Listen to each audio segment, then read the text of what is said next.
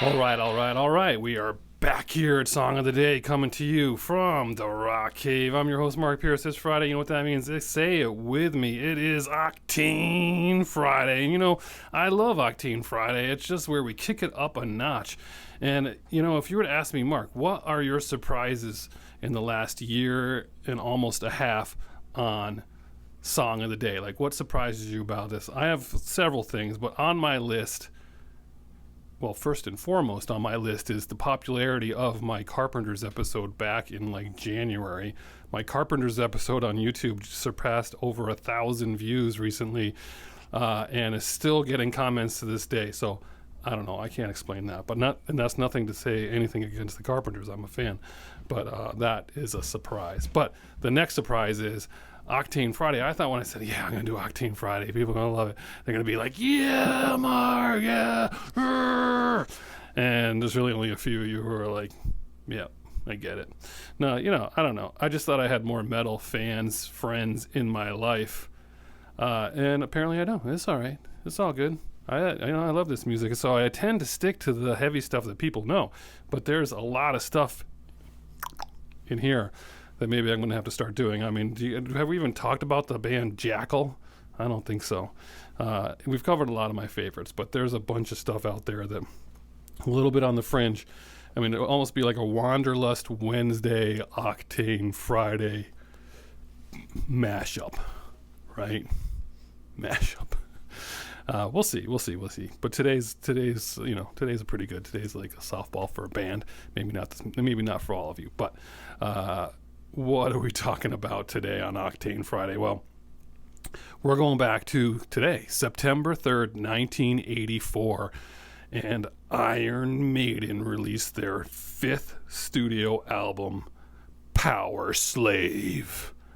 Notice how I said that? That's like the guy who did the monster trucks. Remember, like we used to say in high school, the guy who did monster trucks he would make anything sound, because, it'd be like, Bone Crusher. Then we'd be like, well, maybe you should do a commercial for Friendlies, and it'd be like, mint chocolate chip ice cream, something like that. He could do all that. He could make it sound like so badass, right? Reese's Pieces Sunday. Anyway, all right. So, Powerslave, again, 5th studio album. They're coming off a massive tour, year and a half tour, and they go and they do record this record, and they follow the same script as far as where they record it. It's called Jersey. It's this island, anyway, and then they end up like mixing it in Electric Ladyland Studios in New York, and then they go to like Fort Lauderdale to start practicing for their world tour. I mean, Fort Lauderdale, guys, that's pretty obvious, right? I mean, because then they go to Fort Lauderdale to practice for their world tour, and their first stop is Poland. And they'd never played in Poland before, but it's just, anyway. All right. So this album, this is the first album to have the same lineup as the previous record for them. So there's that going on. It's the 38th out of 100 top Rolling Stone metal albums of all time. There were 2 singles and 3 important songs on here. The 2 singles were 2 Minutes to Midnight and Aces High.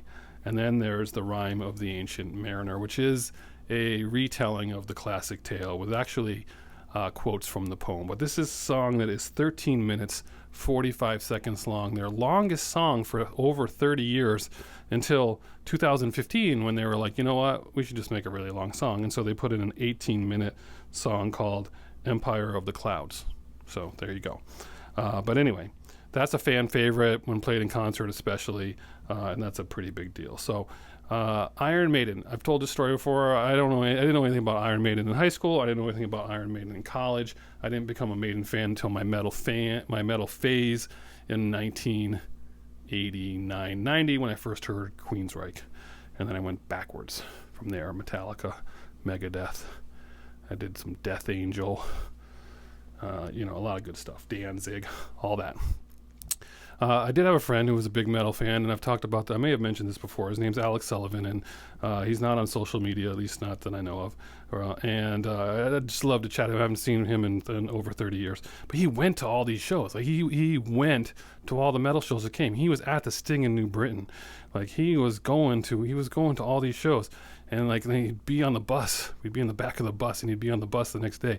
He'd be like, "Oh, I got this pick from this band. Oh, I caught this drumstick at Iron Maiden. I saw Twisted Sister," and I was just, I was just like, "Wow, amazing!" My concert idol in high school. I wish I could talk. Alex Sullivan, if you're out there, I want to talk to you. I want to know all the shows you saw. I want to hear about it. Anyway, so we're at 5.5 minutes, and I went with a lot of transgressions in this particular episode. But let's hear from any Maiden fans out there. Are you out there? What's your song of the day? Well, for me, it's 2 Minutes to Midnight. Gotta go with that one for me. Turn this one up. It's a good one for Friday. It's the Labor Day weekend. We'll be broadcasting from the Adirondacks this weekend once again. So enjoy your day. Turn it up some Iron Maiden. I'll catch you on the flip side.